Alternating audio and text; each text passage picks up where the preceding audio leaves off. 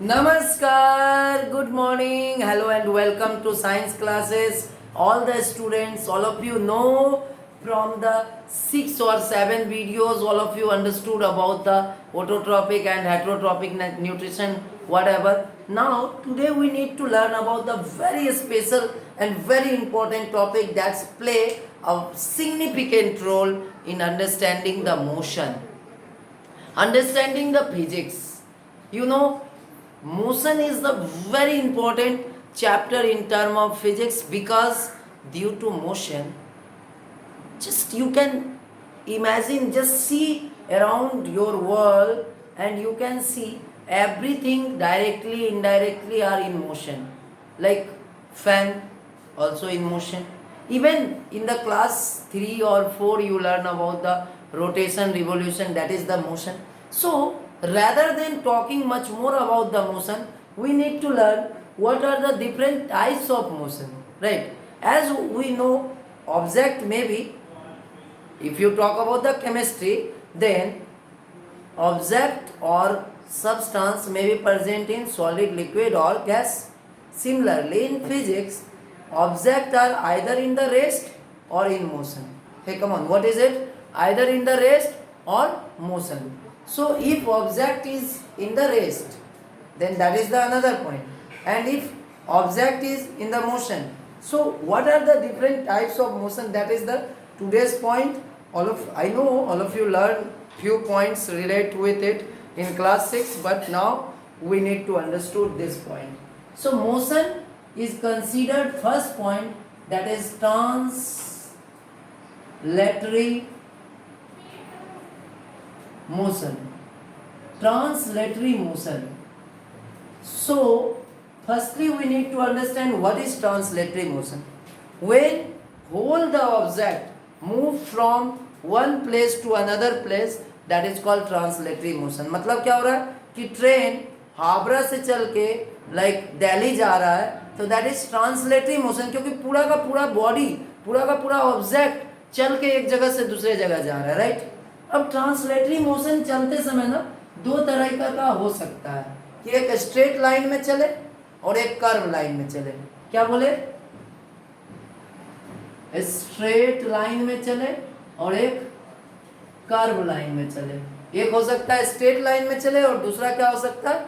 Curve line में चले. ये बात समझ में आ रहा है? ट्रांसलेटरी मोशन जब चल रहा होगा होल ऑब्जेक्ट, तो स्ट्रेट लाइन में या फिर कर्व लाइन में. जब कर्व लाइन में चले तो समझ जाओ उसको क्या कहेंगे? Curvy linear motion. Curvy linear motion. और स्ट्रेट लाइन में चले तो रेक्टिलिनियर मोशन.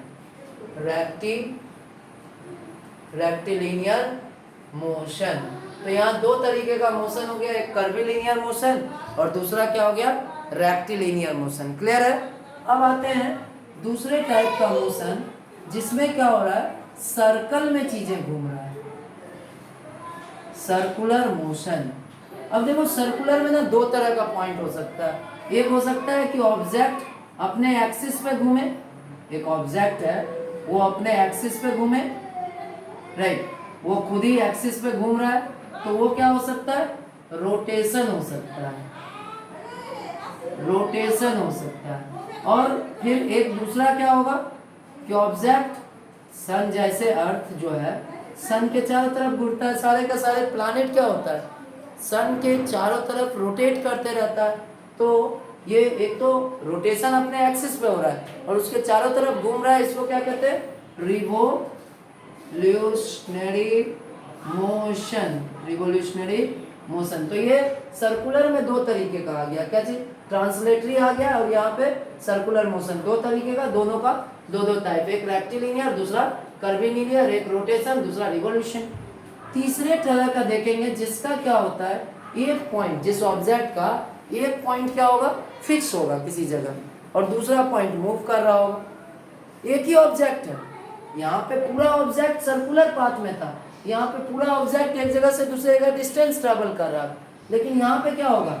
ये एक हुक है, इसके अंदर ये चीजें हैं. पेंडुलम को आपने देखा होगा, राइट? ये इस तरफ भी जा रहा है और ये इस तरफ भी आ रहा है. समझ रहे हो? ये इस तरफ भी जा रहा है और ये इस तरफ भी आ रहा है. समझ में आ रहा है बातें? तो ये बहुत ज़रूरी था तुम सबको समझ जाना कि लाइक बुक हो गया यहाँ पे, ओके चलो वेरी गुड। तो ये बात तो हमें समझ में आया कि यहाँ पे क्या हो रहा है कि एक पोर्शन ऑब्जेक्ट का मोशन में है और दूसरा पोर्शन क्या है, रेस्ट में है। समझ में आ रहा है? इस तरह का मोशन को कहते हैं ऑसिलेटरी मोशन। इस तरह का मोशन को क्या कहते हैं, ऑसिलेटरी मोशन।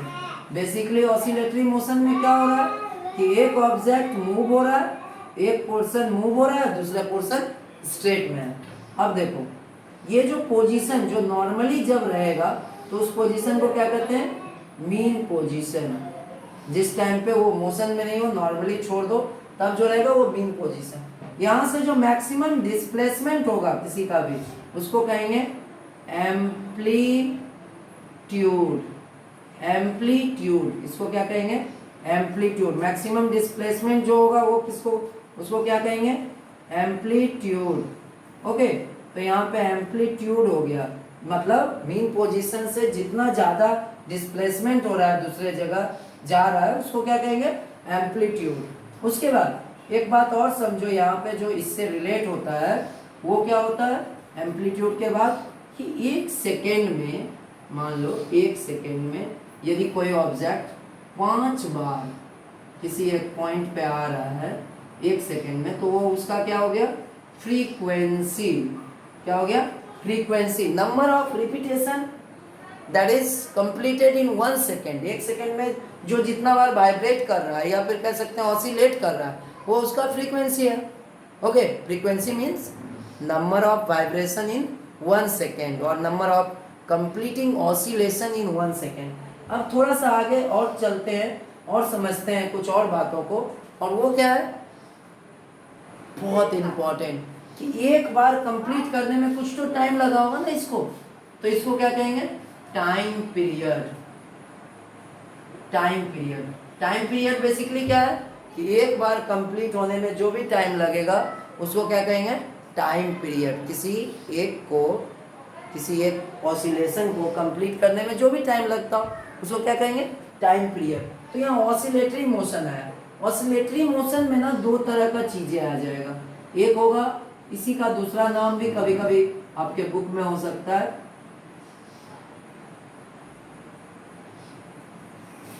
Vibratory motion. दूसरे तरह का नाम क्या होगा, वाइब्रेटरी मोशन। और फिर एक जो बहुत इंपॉर्टेंट कॉन्सेप्ट होगा, ऑसिलेटरी मोशन और फिर वाइब्रेटरी मोशन। ये बात समझ में आ गया? अभी चलो इससे रिलेट जो टर्म है, time period, frequency, amplitude, mean position, ये समझ में आ गया, वेरी गुड। अब यहाँ जो टोटल टाइप्स ऑफ मोशन मिला, rectilinear, curvilinear, rotation, revolution, vibratory और ऑसिलेटरी मोशन, ये बहुत इंपॉर्टेंट था।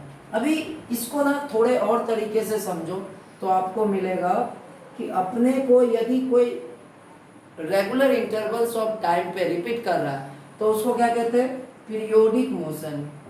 पीरियोडिक मोशन मतलब एक रेगुलर टाइम के बेसिस पे, एक रेगुलर इंटरवल ऑफ टाइम के बाद अपने को रिपीट कर रहा है, कंटिन्यूअसली मोशन में है, तो उसको क्या कहेंगे, पीरियोडिक मोशन।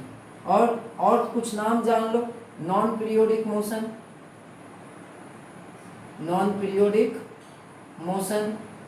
उसके बाद यूनिफॉर्म मोशन, जब यूनिफॉर्मली स्पीड के सेंस में इसको ज़्यादा यूज़ किया जाता है, uniform motion and non uniform motion.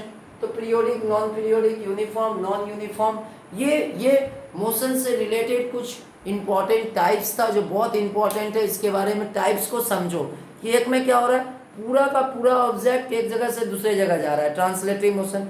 दूसरा में क्या हो रहा है, सर्कल में घूम रहा है तो उसके जगह 2 कंडीशन आ रहा है। ओके, तीसरे में क्या हो रहा है, एक पॉइंट उसका क्या है, फिक्स है और दूसरे पॉइंट मूव कर रहा है, तो ये क्या हो गया, ऑसिलेटरी मोशन। तो ये मेन टाइप्स ऑफ मोशंस है। अभी मोशन को ना अगले वीडियोस में हम लोग बात करेंगे, motion in respect of time. और आपको पता है जब भी कोई ऑब्जेक्ट मोशन में है तो कुछ ना कुछ टाइम लेगा, एंड मोशन और टाइम को जब आप एक साथ कर देते हो, मोशन एंड बाय टाइम, यूँ कहें कि डिस्टेंस बाय टाइम, क्योंकि मोशन में आएगा ऑब्जेक्ट तो डिस्टेंस ट्रेवल करेगा, डिस्टेंस बाय टाइम, तो उसको क्या कहेंगे, स्पीड कहेंगे। समझ में आ रहा है, उसको क्या कहेंगे, स्पीड कहेंगे। क्या I hope is it clear, distance by time is equal to speed. अब यूनिट क्या होगा, तो ऑफकोर्स मीटर पर सेकेंड होगा। आपके मैथमेटिक्स में आपने बहुत बार यूज किया है, टाइम का यूनिट सेकेंड और इसका unit metre. Is that clear, I hope that is must be clear.